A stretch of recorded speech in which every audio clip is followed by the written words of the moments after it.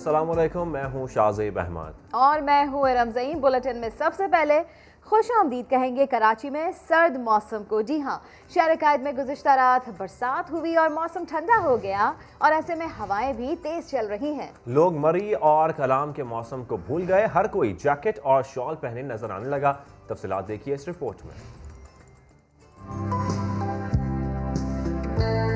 कराची में सर्दी की धुआंधार एंट्री। गुज़िश्ता रात से वक्फे से होने वाली बारिश ने शहर कायद का मौसम बदल दिया। ऊपर से साइबेरियन हवाओं ने भी शहरियों को ठठरा कर रख दिया। अबर आलूद सर्द मौसम एंजॉय करते शहरी कहते हैं मरी और कलाम जैसा मजा आ गया। रात की बारिश की वजह से थोड़ी ठंड भी बढ़ गई है और बस अच्छा लग रहा है यहाँ चलने का, इसलिए सुबह सुबह आ गए हम। माशाल्लाह अब तो बहुत मज़ा आ रहा है, पंजाब वाली ठंड हो गई है बिल्कुल। महकमा मौसमियात ने तो मजीद सर्दी पड़ने की पेशगोई कर दी। उधर सुबह सवेरे दफातर जाने वालों का सर्द हवाओं से सामना हुआ तो 10 मिनट का सफर 30 मिनट में कटने लगा।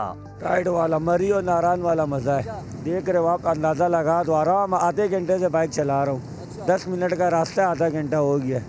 शहरियों ने गर्म कपड़ों में दस्ताने, स्वेटर, मफलर, गर्म टोपियों को सर्द मौसम से निपटने का हथियार करार दिया। कैमरामैन फरहान यूसुफ के साथ यासिर हुसैन, सामा, कराची। कराची में हल्की बारिश और बूंदाबांदी का सिलसिला अब भी जारी है। महकमा मौसमियात के मुताबिक सर्द मौसम का स्पेल 3 रोज तक जारी रहेगा। मजीद बता रहे हैं खुर्शीद आलम।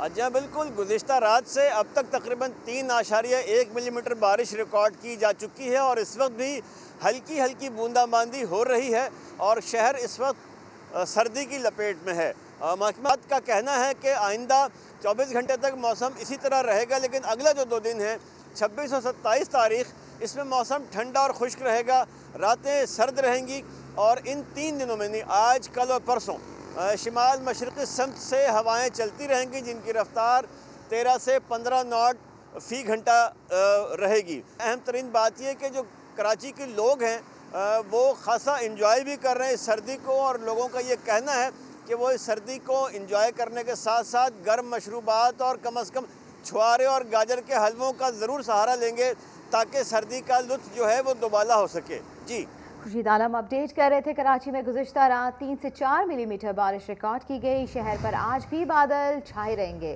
तर्जुमान महकमा मौसमियात खालिद महमूद ने गिलगित बल्तिस्तान, खैबर पख्तूनख्वा और आज़ाद कश्मीर में बारिश जबकि पहाड़ों पर बर्फबारी की पेशगोई की है। जो पोजीशन सिंध या कराची की है, वहाँ पे आज रात को कुछ इलाकों में रेन जो है वो स्नो रेन हुई और जिसकी शिद्दत तो इतनी ज़्यादा नहीं थी। कुछ इलाकों में 3 और 4 मिलीमीटर बारिश हुई। आज के दिन में ये क्लाउडी वेदर रहेगा कराची में, लेकिन रेन होने की पॉसिबिलिटी बहुत कम है। बाकी मुल्क के जो नॉर्दर्न एरियाज हैं, इंक्लूडिंग पंजाब के सेंट्रल, पंजाब के अपर और केपी, जीबी और कश्मीर, इन एरियाज में आज का दिन रेनी रहेगा और पहाड़ों पे अच्छी स्नोफॉल भी होने के चांसेस हैं। ये स्पेल आज रात गए तक रहेगा और कल से वेदर क्लियर होना शुरू हो जाएगा, लेकिन उसके साथ ही सर्दी थोड़ी सी बढ़ जाएगी। और अब लाहौर की बात करेंगे। यहाँ पर भी बादलों ने डेरे डाल लिए हैं। शहर में होने वाली हल्की बारिश और ठंडी हवाओं से सर्दी की शिद्दत में इजाफा हो गया है। बात कर लेते हैं समा की नुमाइंदा सिदरा गयास से। सिदरा, यहाँ पर भी रिमझिम का सिलसिला जारी है। जी बिल्कुल, बागों के शहर लाहौर की अगर बात की जाए तो लाहौर का मौसम बहुत ज़्यादा खुशगवार हो चुका है। सुबह सवेरे से जो हल्की बूंदाबांदी का सिलसिला जारी है उसके बायस जो है वो सर्दी की शिद्दत में भी इजाफा हुआ है और शहरी भी इस मौसम से बहुत ज़्यादा महजूज़ हो रहे हैं। महकमा मौसमियात के मुताबिक जो है वो बारिश का ये सिलसिला इसी तरह रात गए तक जारी रहेगा, जबकि कल भी मौसम जो है वो अबर आलूद रहने का इम्कान ज़ाहिर किया गया है। इसी तरह अगर इस वक्त के मौसम की बात की जाए तो धूप और बादलों की भी आंख मचोली जो है वो जारी है और इस खुशगवार मौसम को जो है वो सब बहुत ज़्यादा इंजॉय कर रहे हैं। जबकि दर्जा हरारत की अगर बात की जाए तो लाहौर का ज़्यादा से ज़्यादा दर्जा हरारत 13 डिग्री सेंटीग्रेड जब और कम से कम जो है वो 10 डिग्री सेंटीग्रेड रहने का इम्कान ज़ाहिर किया गया है। जी ठीक है सिद्रा, बहुत शुक्रिया आपका। मुल्क भर में बारिश और बर्फबारी का सिलसिला जारी है। सयाहती मकामात अयूबिया, नथिया गली, ठंडियानी और गलियात में बर्फबारी का सिलसिला ना रुक सका। आज़ाद कश्मीर में बारिश और बर्फबारी से निज़ाम ज़िंदगी मुतासर है। 4 सद्दा और उकाड़ा में हल्की बारिश से मौसम सुहाना हो गया है। आज़ाद कश्मीर के बलाई इलाकों में सख्त सर्दी ने डेरे डाल लिए। गलियात में शदीद बर्फबारी से राब्ता सड़कें बंद। नथिया गली, अयूबिया और ठंडियानी में बारिश और बर्फबारी का तीसरा दिन। बलाई इलाकों के मकीनों की मुश्किलात में इजाफा हो गया। मानसरा और गर्दोनवा में काले बादलों का राज। शोगरान, नारान और कागान में शदीद बर्फबारी से ठंड बढ़ गई। नारान में 3 फीट जबकि शोगरान में तकरीबन 1.5 फीट बर्फ पड़ चुकी है। बर्फबारी का सिलसिला आज शाम तक जारी रहने का इम्कान है। और अब जिक्र कोयटा का, जहां सर्दी जोरों पर है। पारा -2 डिग्री तक गिर चुका है, लेकिन शहरी गैस की सहूलत से महरूम है। कई इलाकों में गैस लोड शेडिंग और प्रेशर में कमी की शिकायत है। मुजीबुल्लाह रिपोर्ट करेंगे। गुज़श्ता रोज़ कोयटा में होने वाली रिमझिम के बाद वादी में यख बस्ता हवाओं का राज है। मौसम के तेवर बदलने के साथ सुई गैस हुकाम के सर्द रवैये की रविश भी बरकरार है। -2 डिग्री सेंटीग्रेड की खून जमा देने वाली सर्दी के बावजूद भी अहलियान कोयटा सुई गैस की सहूलत से महरूम है। कासी रोड, शालदरा, मकांगी रोड, सरियाब रोड और दीगर इलाकों के मकीन गैस की लोड शेडिंग से शदीद परेशान है। ये तो तब्दीली है, तो बर्बादी है, बिल्कुल गैस है नहीं। 3 महीने से हम लोग का घर में गैस नहीं है। बच्चों का सिलेंडर ले हम लोग का जान 1 किलो से सिलेंडर भी 150 रुपये का मिल रहा है। एक दिन का गुजारा नहीं हो रहा है 150 के साथ। गैस नायाब हुई तो शहरियों ने LPG का सहारा लेना शुरू कर दिया। डिमांड बढ़ने के साथ ही 110 रुपये फ़ी किलो LPG की कीमत 140 रुपये तक जा पहुंची। दुकानदार कहते हैं कीमतों में मजीद इजाफा हो सकता है। इधर गैस शॉर्ट है सारा कोयटे में। गैस ने 3 प्लांट पे गैस रश हो रहा है। इधर गैस वो लोग महंगा कर देगा। अगर 100 वो महंगा करे, हम लोग तो लाजिमी महंगा करेगा। शहरियों ने हुकूमत से मुतालबा किया कि सर्द मौसम में गैस की तरसील यकीनी बनाई जाए ताकि उनकी परेशानी कम हो सके। कैमरामैन अब्दुल वहीद के साथ मुजीबुल्लाह, समा, कोयटा। और आपको बताएं, कोरोना की दूसरी लहर के वार तेज़ हो गए हैं। एक दिन में सबसे ज़्यादा 3009 केसेस रिपोर्ट हुए। 24 घंटों में 59 मरीज जान से गए। नए केसेस सामने आने के बाद मुल्क में एक्टिव केसेस की तादाद 42,000 से तजावुज़ कर गई। अब तक मुल्क में कोरोना की वजह से 7,803 अफराद जान बहक हो चुके हैं। NCOC के मुताबिक मुल्क में कोरोना के तस्दीक शुदा केसेस की तादाद 3,82,892 हो गई है। इस वक्त 2,315 मरीज अस्पतालों में ज़ेर इलाज हैं, जिनमें से 303 वेंटिलेटर्स पर हैं। कोरोना SOPs पर अमल दरामद ना करने वाले किसी गलत फहमी में ना रहें। गैर जिम्मेदारों को जुर्मानों के साथ मुतालिका ताजरों का कारोबार भी सील कर दिया जाएगा। रावलपिंडी में जिला इंतजामिया का शहर भर में क्रैकडाउन जारी है। उमर आसिफ रिपोर्ट करेंगे। बार बार कह रहे हैं कोरोना जानलेवा है। हिफाजती इक़दामात को पसे पोश डालने वाले अपने साथ दूसरों के लिए भी खतरा। रावलपिंडी में इंतजामिया ने SOPs को ना मानने वालों के खिलाफ डंडा उठा लिया। जिले इंतजामिया के मुख्तलिफ इलाकों में छापे, 2 शादी हॉल और 2 रेस्टोरेंट सील। DC अनवारुल हक कहते हैं गैर जिम्मेदारों के खिलाफ जीरो टॉलरेंस पॉलिसी है। एक्सटेंसिव चेकिंग कर रहे हैं। एक तो हम जो शादी के फंक्शंस हैं उसको मॉनिटर कर रहे हैं, रेस्टोरेंट्स हैं उनको चेक कर रहे हैं, और बाकी जनरल कंप्लायंस जो SOPs की है, जो हमारे मेन यूनिवर्सिटीज़ हैं, हॉस्टल्स हैं, मास्क नो सर्विस वाला जो बोर्ड है लाजमी होना चाहिए। रावलपिंडी में कोरोना का खौफनाक हद तक फैलाव। इंतजामिया ने सूरत हाल से निपटने के लिए मुमकिन तैयारियां कर ली। डेली बेसिस पे 150+ लोग जो है वो पॉजिटिव हो रहे हैं। अभी टेक्सला के अंदर 2-2.5 हज़ार की हमारे पास अभी भी कैपेसिटी मौजूद है।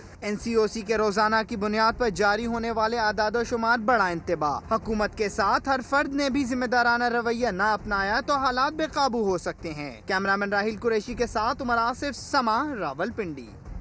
Chairman peoples party Bilawal Bhutto के पॉलिटिकल सेक्रेटरी को कोरोना हो गया। बिलावल भुट्टो ने भी टेस्ट करवा लिया। रिपोर्ट आने तक आइसोलेशन में रहेंगे। बिलावल भुट्टो ने पॉलिटिकल सेक्रेटरी जमील सुमरो को कोरोना टेस्ट मुस्बत आने पर टेस्ट करवाया।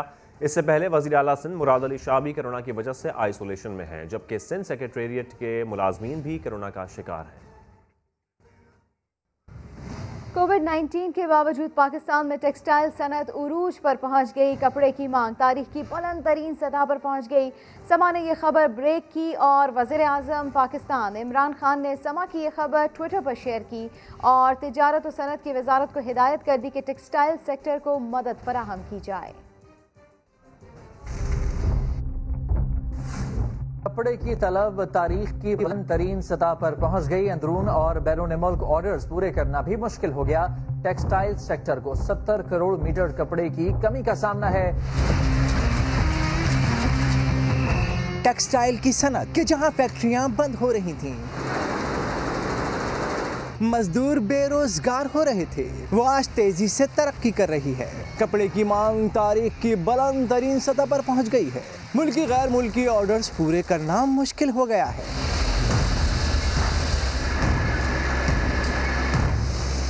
लेबर अवेलेबल नहीं है। पहले लेबर सिफारिशें करवाते थे नौकरियों के लिए, अब फैक्ट्रियों वाले सिफारिशें कराते हैं कि हमें लेबर लेके दें। लेबर नहीं मिल रही, क्योंकि हमारे पास इंशाल्लाह ताला ऑर्डर हैं और होपफुली इंशाल्लाह हम खित्ते में सोलो फ्लाइट करेंगे। जी बिल्कुल, फैसलाबाद की टेक्सटाइल इंडस्ट्री के लिए अंदरूनी और बैरून मुल्क ऑर्डर्स को पूरा करना मुश्किल होता जा रहा है, क्योंकि कपड़े की डिमांड रोज बरोज बढ़ती जा रही है।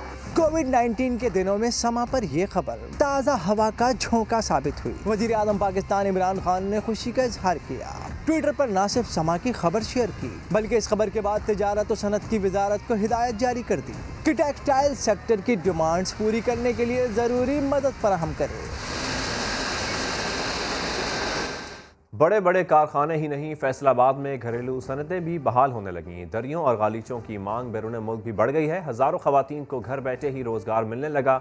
शाहीन शहजादी की रिपोर्ट देखिए। चरखा मेरा रंगला विच चरखे दिया में कां वे मैं तेनू याद करा। पाकिस्तानी मईशत ऐसी चली कि अक्सा के लब गुनगुना उठे। जिस घर में 2 वक्त की रोटी के लाले पड़े थे, अब वहाँ बरसों पुराने चरखों का पहिया भी तेजी से घूमने लगा। मुल्की बरामदात में इजाफा होते ही अक्सा और उसके खानदान के हाथों से बने दरियों और गलीचों की मांग भी बैरून मुल्क बढ़ गई। एक वक्त ऐसा आ गया था कि हमारे घर में पकाने के लिए कुछ नहीं था। लोगों के घर जाके काम मांगते थे तो काम नहीं मिलता था, और अब अल्लाह का शुक्र है कि सब कज़ने बहनें मिलकर काम करते हैं तो फिर भी ऑर्डर पूरे नहीं होते। घरेलू सनत से जुड़ी खवातीन हालिया मुआशी तरक्की पर खुश हैं। हम तो काम करने वाले लोग हैं, हम तो कहते हैं हमें काम और मिले, हम और काम करें। काम करेंगे तो मुल्क आगे बढ़ेगा। घरेलू सनतों में बेहतरी आते ही हजारों खवातीन को घर बैठे रोजगार भी मिल गया।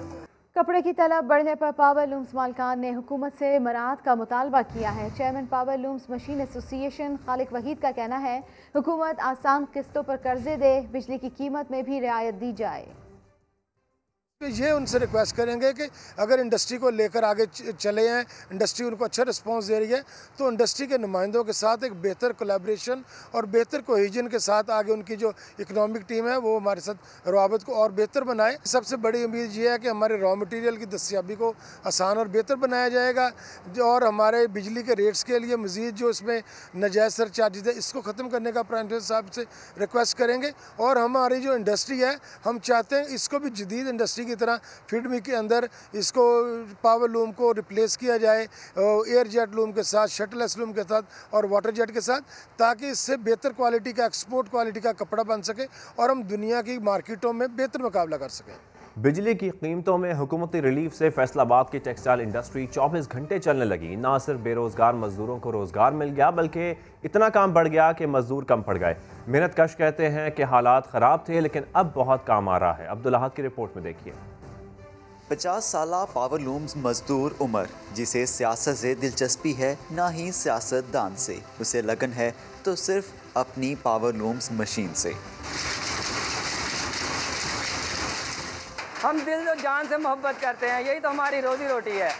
अगर इससे हम मोहब्बत प्यार नहीं करेंगे तो रोजी रोटी कमाएंगे कहाँ से, खाएंगे कहाँ से। बिजली की कीमतों में हुकूमती रिलीफ मिला तो फैसलाबाद में बंद पावर लूम्स फैक्ट्रियाँ चल पड़ी।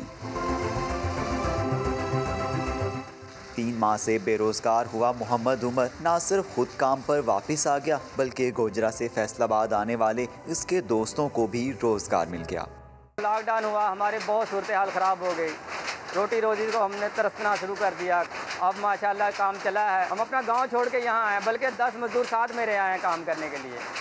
टेक्सटाइल सेक्टर में 24 घंटे काम शुरू हुआ तो सनती शहर में मजदूरों की कमी हो गई। मेन अदारा है प्रोसेसिंग, डाइंग, प्रिंटिंग, इन अदारों में सिर्फ एक शिफ्ट चलती थी। अब उन्होंने भी 3 शिफ्ट पे काम शुरू कर दिया। कम अज़ बेश 1.5 से 2 लाख मजदूर की शॉर्टेज होगी हमें।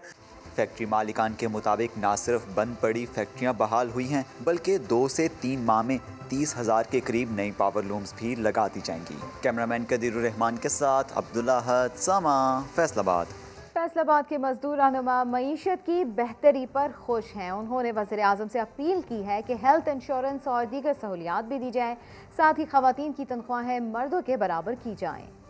जहाँ तक फैक्ट्रियों में काम तो शुरू हो गया, लेकिन ख़वातीन को वो सारी सहूलियात नहीं मिल रही हेल्थ एंड सेफ्टी के हवाले से, और मिनिमम वेज पे उस पर अमल दरामद नहीं हो रहा है। मतलब ख़वातीन फैक्ट्री में काम करती हैं, वही काम जो मर्द करते हैं वही काम ख़वातीन करती हैं, लेकिन उनके मिनिमम वेज जो है वो मर्दों से कम दी जाती है। दूसरा, उनको हेल्थ एंड सेफ्टी की सहूलियत नहीं है। फैसलाबाद में पाकिस्तान का जो मैनचेस्टर है, टेक्सटाइल का हब है, यहाँ पे टेक्सटाइल इंडस्ट्री जो कि सारी बंद पड़ी हुई थी वो चल पड़ी है। लाखों मजदूरों को रोज़गार तो मिल रहा है, लेकिन उनकी जो बुनियादी हक हैं, सोशल सिक्योरिटी है, EOBI है, हेल्थ एंड सेफ्टी है, उसको बजाय देने के 100% करने के वज़ीर आज़म फैसलाबाद जब दौरे पर तशरीफ़ लाए तो उन्होंने कहा कि इंस्पेक्टर लेस रजीम, यानी कि सोशल सिक्योरिटी, लेबर डिपार्टमेंट और EOBI का दाखिला बंद कर दिया जाए। जब मजदूरों के महकमे जाके चेक ही नहीं कर सकेंगे तो फिर तो ये मजदूरों के साथ बहुत बड़ी ज्यादती है फैसलाबाद के अंदर। हमारे कारोबार चल रहे हैं, हमें सब कुछ मिल रहा है, तनख्वाहें मिल रही हैं, लेकिन हमें सोशल सिक्योरिटी कार्ड, EOBI ये नहीं मिल रहा। हमारी इमरान खान से अपील है कि हमें ये सब कुछ दिया जाए। जिक्र करते हैं फैसलाबाद के ड्राई पोर्ट का, जहां गुज़श्ता साल की निस्बत एक्सपोर्ट में 42% तक इजाफा हुआ। सामान की तरसील के लिए कंटेनर्स की कमी हो गई। ट्रांसपोर्टर्स क्यों पीछे रहते, उन्होंने भी रेट बढ़ा दिए। यूसुफ चीमा की रिपोर्ट में देखिए। टेक्सटाइल एक्सपोर्ट ऑर्डर्स में इजाफा, फैसलाबाद ड्राई पोर्ट पर कंटेनर्स ही नापैद हो गए। ट्रांसपोर्टर्स ब्लैक में दूसरे शहरों से कंटेनर्स मंगवाने लगे। जो गाड़ी लाहौर से फ़र्ज करें 40,000 में मिलती है ना, वो कंटेनर शार्ट होने की वजह से वही गाड़ी हमें 50 से 60,000 में मिलती है, लेकिन उसके बावजूद कंटेनर नहीं दिए जा रहे हैं। ड्राई पोर्ट आदाद-ओ-शुमार के मुताबिक तजारती हुजम गुज़िश्ता साल 2,02,000 मिलियन पर था, जो अब रवां बरस बढ़कर 2,88,000 मिलियन तक पहुंच गया है। तकरीबन 150 से ऊपर यूनिट फैक्ट्री आप समझ लें कि जो हमारे पास रजिस्टर्ड है। हर महीने हमारे पास 8 या 10 या 15 यूनिट नए आ जाते हैं, जो कि कहते हैं कि हम भी एक्सपोर्ट रजीम में शामिल होना चाह रहे हैं। इतने ज़्यादा एक्सपोर्ट ऑर्डर्स आ रहे हैं कि उनके लिए मीट करना भी वो चीज़ जो है और उसको मैनेज करना भी मुश्किल हो रहा है। सनतकारों के पास तो 1 साल के बैरूनी ऑर्डर्स मौजूद हैं, अब इन्हें सामना है तो सिर्फ कंटेनर्स की कमी का। कैमरामैन रिजवान साबरी के साथ यूसुफ चीमा, समा, फैसलाबाद। मुल्क के ज्यादातर शहरी अपने साथ जासूस लिए फिर रहे हैं। तफसील कुछ देर बाद। Welcome back. मौलाना फजल रहमान और आसिफ अली जरदारी के दरमियान मुलाकात की अंदरूनी कहानी समा ने मालूम कर ली। पीपल्स पार्टी क़यादत की PDM की मौजूदा हिकमत अमली तब्दील करने की तजवीज़। ज़राए के मुताबिक पसे पर्दा सियासी मंजरनामे और मुस्तकबिल की सियासत के तनाजुर में नई हिकमत अमली पर इत्तेफाक किया गया। बिल्कुल, मजीद जानेंगे सवाल से समा के नुमाइंदे संजय साधवानी से। संजय, क्या ये कोरोना के बढ़ते केसेस की वजह से गौर करने पर मजबूर हुए हैं? पीपल्स पार्टी ने तजवीज़ दी है कि हमें जलसों पर तवज्जो देने से ज्यादा दीगर मुआद पर काम करना होगा। अब ये दीगर मुआद कौन से हैं, ये बड़े अहम सवाल है। PDM की क़यादत ने जो गुज़िश्ता रोज ये मीटिंग हुई है उसमें ये फैसला किया है कि अब हमें जो है वो अपनी हिकमत अमली तब्दील करनी चाहिए, क्योंकि जो जलसों पर हमें जिस तरह की कामयाबी मिलनी चाहिए वो नताइज हासिल नहीं हुए हैं। दोनों रहनुमाओं ने PDM की जो मौजूदा सियासी सूरत-ए-हाल और जो तंजीम साजी पर जो एतमाद का फुकदान है, क्योंकि पीपल्स पार्टी पर कभी उंगलियां उठती हैं, कभी नून लीग पर, उस पर जो है वो बहस किया है, उस पर गुफ्तगू की है और ये फैसला किया है, इत्तेफाक किया है कि नई हिकमत अमली बनाएंगे जिसके बाद आगे बढ़ेंगे। जी तो संजय, नई हिकमत अमली क्या होगी जलसों के अलावा?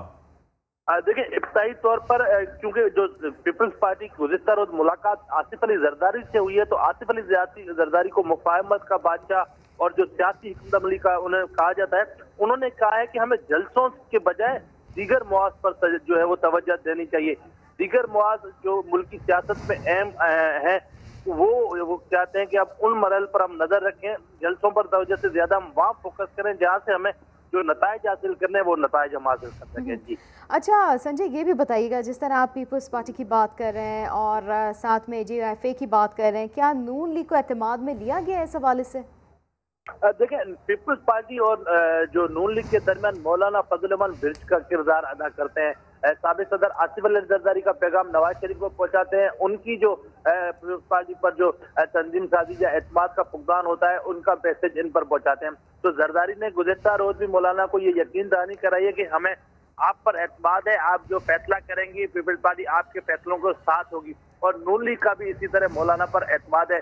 तो जो सरबराही है वो मौलाना के पास ही है। मौलाना को फरन फुट पर कहा है कि वो आप खेले, हम आपके साथ हैं, जो आप कहेंगे हम आपकी बात पर लबैक देंगे। ठीक है संजय, बहुत शुक्रिया आपका तफसील आगाह करने के लिए। अक़वाम मुत्तहिदा में पाकिस्तान के मुस्तकिल मंदूब मुनीर अकरम कहते हैं भारत पाकिस्तान में दहशतगर्दी कराने में मुलव्वस है और हर रोज़ कंट्रोल लाइन पर जंगबंदी मुआहदे की खिलाफ वर्जी कर रहा है। सी पैक मंसूबे को सबोताज करने के लिए भारत ने खुफिया सेल कायम कर रखा है, जिसके लिए $500 मिलियन की रकम मुख्तस कर रखी है। मुनीर अकरम ने अक़वाम मुत्तहिदा के सेक्रेटरी जनरल को भारतीय करतूतों से मुताल्लिक डोजियर पेश कर दिया। भारत के काले करतूतों का डोजियर अक़वाम मुत्तहिदा पहुँच गया। अक़वाम मुत्तहिदा में पाकिस्तान के मुस्तकिल मंदूब मुनीर अकरम ने सेक्रेटरी जनरल से मुलाकात में डोजियर पेश कर दिया। मुनीर अकरम ने मुलाकात के बाद प्रेस कॉन्फ्रेंस में कहा कि भारत पाकिस्तान में दहशतगर्दी कराने में मुलव्वस है। India's hybrid war is accompanied by threats of aggression against Pakistan and daily violations of the ceasefire along the line of control in Jammu and Kashmir.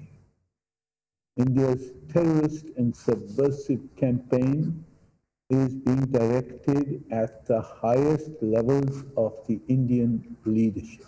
उनका कहना था कि भारत सी पैक को सबोताज करने के लिए पाकिस्तान में दहशतगर्दी करा रहा है। In fact, according to our information, has set up a dedicated intelligence cell designed specifically to disrupt the CPAC project between Pakistan and China. And they have dedicated an amount of $500 million just to disrupt this project. Munir अकरम ने कहा कि हमने भारत को सी pack में शामिल होने की दावत दी थी, मगर उसने शमूलियत इख्तियार नहीं की और इसकी मुखालिफत की। भारत नहीं चाहता कि पाकिस्तान तरक्की करे। तर्जुमान दफ्तर खारजा का कहना है दहशतगर्दी के सबूत देने पर भारत ने पाकिस्तान मुखालिफ मुहिम तेज कर दी। क्या कभी आपने सोचा है कि आपकी जेब में स्मार्टफोन के नाम पर एक जासूस बैठा हुआ है? हैकर्स पहले अपना शिकार तलाश करते हैं, फिर वायरस या कोड भेजकर अपनी जासूसी करते हैं और फिर अचानक आपको मालूम होता है कि अकाउंट से पैसे गायब हो गए, तस्वीर डेटा चला गया। इस तरह के जराइम सालाना 100% के हिसाब से बढ़ रहे हैं। लेकिन क्या इसकी रोकथाम कभी मुमकिन हो सकेगी? ज़हीर अली से जानते हैं। इस्राएली हैकर्स ने कई पाकिस्तानी हुकाम के मोबाइल हैक किए। मोबाइल बैंकिंग से पैसे निकालने की आए रोज शिकायतें, मुख्तलिफ शोबिस शख्सियात के अकाउंट हैक होने के इल्जामात। स्मार्टफोन किस तरह आपकी जासूसी करता है, कितना खतरनाक हो सकता है, आप सोच भी नहीं सकते। ये हैं वो सुर्खियां जो मुल्क में बढ़ते हुए ऑनलाइन फ्रॉड की तरफ इशारा कर रही हैं। लेकिन सवाल है, क्या डिजिटल जासूसी से बचा भी जा सकता है? जरूरी नहीं कि हर चीज सोशल मीडिया पे डाली जाए। पहले वो एक वक्त में एक आदमी से फ्रॉड कर सकते थे, अब वो एक वक्त में लाखों लोगों से फ्रॉड कर सकते। इसमें नई नई चीजें आ रही हैं। लोग क्रेडिट कार्ड हैक कर लेते हैं आपका, लोग आपकी फेसबुक हैक कर लेते हैं। पहले लोग बच्चा गवाह करते थे, अब आप कंप्यूटर गवाह कर लेते हैं। ऑनलाइन फ्रॉडिये किसी कानून की परवाह नहीं करते। ये दुनिया के किसी हिस्से में बैठकर अपने शिकार को निशाना बना सकते हैं और शहरी केस दर्ज भी नहीं करा पाता। ये इकोनॉमी अब ज्यादा जो है ना वो बिटकॉइन में चल रही होती है। सो इसमें जो डीलिंग होती है ज्यादातर वो बिटकॉइन पे या क्रिप्टो करेंसी पे होता है। तो उसकी वजह से अब ये मजीद जो है इसका जो एम्बिट है काम का, इसका जो स्कोप है वो मजीद ब्रॉड हो गया, क्योंकि पैसे का लेन देन आसान हो गया ऑनलाइन। मुल्क में इस साल साइबर क्राइम्स की 47,000 शिकायतें मौसूल हो चुकी हैं, जो पिछले साल 25,000 के करीब थी। हर साल इसमें 100% से ज्यादा इजाफा हो रहा है। लेकिन इसके बावजूद आज तक डेटा प्रोटेक्शन का कानून न लाया जा सका। मुल्क का हर वो शहरी जो स्मार्टफोन इस्तेमाल कर रहा है ऑनलाइन जालसाजों के निशाने पर है। कैमरामैन सैयद वाजिद अली के साथ ज़हीर अली खान, समा, इस्लामाबाद। पाकिस्तान में हर रोज़ इंटरनेट सार्फिन पर 8 लाख से ज़ायद साइबर हमलों की कोशिश होती है। रवा साल 25 करोड़ साइबर हमले हुए, ज़्यादातर नाकाम बना दिए गए। नेशनल टेली कम्युनिकेशन कॉरपोरेशन के सरबराह का कहना है कि हमले भारत और इसराइल से किए गए। दावा किया कि पाकिस्तान में होस्ट होने वाली किसी सरकारी वेबसाइट से आज तक कोई डेटा चोरी नहीं हुआ। हमारे नुमाइंदे ज़हीर अली के साथ इंटरव्यू में उनका मज़ीद क्या कहना था, आइए सुन लेते हैं। आजकल के दौर में जो डेटा जो है इतना ज़्यादा साइबर अटैक्स हैं, साइबर वॉरफेयर है, उसमें डेटा प्रोटेक्शन की बड़ी इम्पोर्टेंस है। तो गवर्नमेंट की भी काफ़ी हिदायत हैं और हम भी कोशिश कर रहे हैं कि तमाम अदारे जिन्होंने प्राइवेट से होस्ट की हुई हैं, स्पेशली वो अदारे जिन्होंने आउटसाइड पाकिस्तान में डाटा होस्ट किया हुआ है, उनको पाकिस्तान में लाया जाए। और ख़ास तौर पे आपने कई दफ़ा देखा होगा कि कोई भी गवर्नमेंट की वेबसाइट हैक हो जाती है, तो वो ऐसी वेबसाइट्स हैं जो कि बाहर किसी प्राइवेट अदारे के पास या प्राइवेट कंपनी के पास होस्ट की हुई हैं, जो पाकिस्तान में होस्ट की हुई हैं। हमने ऐसे मैसेज लिए हुए हैं कि जो कि साइबर अटैक्स को मिटिगेट कर देते हैं। पिछले साल हमारे पास 200 मिलियन से ज़्यादा अटैक्स लास्ट ईयर आए थे। तकरीबन 250 मिलियन अटैक्स जो हैं वो हमारे डेटा सेंटर पे आए, जो कि हमने उनको काउंटर किया है। कुछ ऐसे हैं जो कि हमें पता भी नहीं है कि ये हमारे इनडायरेक्ट अटैक्स करते हैं और मुख्तलिफ टेक्निक्स यूज़ करते हैं। हमने जो मेजर्स लिए हैं वो चाहे डायरेक्ट है या इनडायरेक्ट है, हमारी जो डाटा है गवर्नमेंट का वो महफूज है। कोई भी ऐसा अटैक जो है, कोई जिसने हमारा डाटा लीक हुआ, अल्हम्दुलिल्लाह अल्लाह की मेहरबानी से तक कोई ऐसा इंसिडेंट हमें रिपोर्ट नहीं हुआ। और अब आपको सैर कराते हैं मलीर के 3 स्कूलों की, जहां बच्चों की तालीम और सेहत दांव पर लगी है। वजह क्या है, मोहम्मद कामरान से मजीद जानते हैं।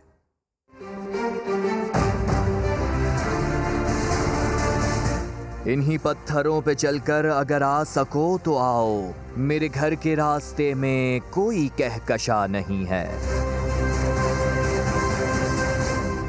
3 गवर्नमेंट स्कूल हैं, यहाँ तकरीबन 500 बच्चे हैं। यहाँ ज़ेर तालीम था, अब बच्चे नहीं आ रहे हैं क्योंकि गरीब ज़रूर हैं वालिदैन, लेकिन भेज नहीं है कि अपने इन हालात में अपने बच्चों को यहाँ भेजते रहेंगे। मेयार तालीम बेहतर बनाने के वादे और दावे करने वाले पहले हुसूल तालीम के लिए जाते रास्ते तो आसान कर दें। कराची में मलीर खोखरापार नंबर 1 में इस ग्राउंड के दोनों तरफ 3 स्कूल्स वाक़े हैं, मगर इन स्कूल्स के बाहर चरिंद परिंद की दावत के लिए महीनों से कचरा पड़ा है और दरमियान में बहता सीवरेज। कमिश्नर को, डिप्टी कमिश्नर को, टीओ, टाउन ऑफिसर जो होते हैं उनको लिखा हुआ है, लेकिन किसी ने तवज्जो नहीं दी। उन्होंने कहा कि हमें तस्वीरें भेज दो, हमने तस्वीरें भेज दी, फिर बोला कलर तस्वीरें भेज दो, वो कलर तस्वीरें भेजी हैं। इसके बावजूद भी अभी यहाँ तक कोई नहीं आया। जिला इंतजामिया के अफसरान तो हेडमास्टर से इस मकाम की रंगीन तस्वीरें मंगवाकर शायद फ्रेम करवा रहे होंगे, मगर इस बात से बेफिक्र कि उनकी लापरवाही न जाने कितने बच्चों को बीमार कर चुकी और कितने ही बच्चों ने कठिन रास्ते की वजह से तालीम का मैदान ही छोड़ दिया। रोज़ आने में परेशानी होती है, कभी तो कुत्ते पीछे लग जाते हैं हमारे, सारी जगह से पानी आता है स्कूल में, कहाँ से आए, रास्ता भी नहीं है। हमारे क्लास में ज़्यादा बच्चे भी नहीं आते, पहले 20 आते थे, अब 10 आते हैं, ज़्यादा बच्चे ही भी नहीं आते, अब बहुत बीमार भी हो रहे हैं। यहाँ की पता नहीं कब सफाई होगी। मीडिया पे रोज़ाना ऐड आता है कि आप बच्चों को बचा के रखें डेंगू मच्छर का ख़तरा है, और ये स्कूल में 2 साल से सैलाबी रेला खड़ा हुआ है। सिंध सरकार और उसके जेरे असर जिला इंतजामिया ने इंतहा तो तब कर दी जब स्कूल वालों से खुद ही सफाई सुथराई के लिए कहा गया। 6 महीने तक ऐसे ही सड़ा होता पानी, कोई पुरसाने हाल नहीं होता, कोई देखने वाला। ज़्यादा बोलो तो ये कहते हैं स्कूल वाले हैं, फलाना है, स्कूल की तनख्वाहें हैं, तो स्कूल वालों के अपने घर नहीं होते, उनके बच्चे नहीं होते कि वो तनख्वाहें लेके ग्राउंड में सफाइयाँ करवाती फिरेंगी। आगे कैसे लिखें कि मेरा स्कूल बहुत अच्छा है, कैसे बच्चों को समझाएं कि हुसूल तालीम का रास्ता आसान है। अब इस जुमले को मुकम्मल करना वजीर बल्दियात नासिर हुसैन शाह और वजीर तालीम सईद गनी की ही जिम्मेदारी है। लाहौर में बुज़दार हुकूमत का पहला तामीराती मंसूबा ताख़ीर का शिकार हो गया। फिरदौस मार्केट पर 2.25 अरब से तैयार होने वाला अंडरपास का आज होने वाला इफ्तिताह फिर मुलतवी कर दिया गया। मजीद जानते हैं समा के नुमाइंदे दानियाल उमर से। दानियाल, बताइएगा क्या वजूहात सामने आ रही हैं, इफ्तिताह क्यों मुलतवी हुआ? जी बिल्कुल, लाहौर के कमर्शियल हब गुलबर्ग में शुरू होने वाला बुज़दार हुकूमत का पहला बड़ा मंसूबा लाहौर के अंदर फिरदौस मार्केट अंडरपास, जो कि अब भी ताख़ीर का शिकार है। आज वज़ीर आज़म पाकिस्तान के दौरे लाहौर में इस अंडरपास का इफ्तिताह होना था, जो कि ना हो सका। एक बार फिर से इसको मुलतवी कर दिया गया है। पहले भी 4 डेट्स मुख्तलिफ दिए जा चुके हैं। अंडरपास की जो तामीर है, इस हवाले से 6 जून को इस अंडरपास की जो तामीर का सिलसिला है वो शुरू हुआ था। उसके बाद पहली जो डेडलाइन दी गई इसकी इफ्तिताह की, वो 3 माह बाद 30 अगस्त दी गई। दूसरी डेडलाइन 15 सितंबर दी गई। तीसरी डेडलाइन 31 अक्टूबर दी गई। चौथी डेडलाइन 20 नवंबर और फिर आज 5वीं जो डेडलाइन दी गई थी वो 25 नवंबर थी। लेकिन अब भी इस अंडरपास का जो काम है वो मुकम्मल नहीं हो सका। 1 अरब 76 करोड़ रुपए की लागत से ये अंडरपास तामीर किया जा रहा है, लेकिन इसके अंदर अभी भी मुख्तलिफ जो काम है वो रहते हैं, जिस तरह के फिनिशिंग का काम है, जो इसके वॉकवेज हैं साइड पे वो तामीर नहीं किए जा सके। साथ ही साथ जो सर्विस लेन्स हैं उनका भी खासा काम जो है वो अभी रहता है। और जो पंजाब हुकूमत है वो चाहती थी कि वज़ीर-ए-आज़म पाकिस्तान इस अंडरपास का इफ्तिताह कर दे, लेकिन उनकी जानिब से भी अंडरपास चूंकि मुकम्मल नहीं है तो इसका इफ्तिताह करने से माजरत कर ली गई है। जब आपको बताएं, बिलावल हाउस कराची में तवील अरसे बाद खुशियों का समा है, लेकिन कोरोना की वजह से बख्तावर की मंगनी इंतहाई महदूद कर दी गई है। बख्तावर की मंगनी की तकरीब में वज़रा और मुशीरान भी शरीक नहीं होंगे। तकरीब में सिर्फ खानदान के ही अफराद और चंद करीबी लोग शिरकत करेंगे। बख्तावर और आसफा ने चंद करीबी सहेलियों को मदऊ किया है। तकरीब में दूल्हे के मेहमान भी महदूद तादाद में शिरकत करेंगे। अमेरिका में साल के सबसे बड़े शॉपिंग सीजन ब्लैक फ्राइडे का आगाज हो गया। मजीद बता रहे हैं शिकागो से यासिर फेरोज। जी हाँ, साल की सबसे बड़ी सेल जिससे ब्लैक फ्राइडे या पाकिस्तान में ब्लेस फ्राइडे भी कहा जाता है, तो उसका सूरत हाल अमेरिका में यह है कि लोग धड़ाधड़ शॉपिंग तो कर रहे हैं, लेकिन उसके साथ साथ क्योंकि कोविड की वजह से पाबंदियां हैं तो ऑनलाइन सेल के तमाम रिकॉर्ड पिछले जो है वो अभी तक टूटते हुए देखने को आ रहे हैं। लोकल शॉप्स हैं वहाँ पर भी बहुत ज़्यादा ऑनलाइन सेल्स बढ़ रही हैं। यहाँ तक कि बहुत सी यहाँ की बड़ी चेन्स हैं, उनका बिजनेस 100 से 150% बढ़ा है। इस वक्त मैं अमेरिका की सबसे बड़ी ई कॉमर्स इंडस्ट्री का जो एक गढ़ है यानी कि अमेज़न, उसके एक वेयर हाउस में मौजूद हूँ। यहाँ पर शिकागो में ही इनके कोई 8 से 9 वेयर हाउसेस हैं और यहाँ पर लोगों को इनका अपना अमला है वो इतना कम पड़ गया है कि आप ये लोगों को हायर कर रहे हैं और वो इनके लिए डिलीवरी सर्विसेज कर रहे हैं, जिसमें तकरीबन 24 में से 18 घंटे सर्विस जारी है। और इस वक्त आप देख रहे हैं वेयर हाउस में मौजूद, यहाँ पर भी गाड़ियों की लंबी लाइन मौजूद है और लोग कह रहे हैं कि इस बार ब्लैक फ्राइडे के ऑन शॉप सेल से ज़्यादा ऑनलाइन सेल ज़्यादा बढ़ने की है। एक ब्रेक के बाद हाजिर होंगे हेडलाइंस के साथ। देखते रहिए समा।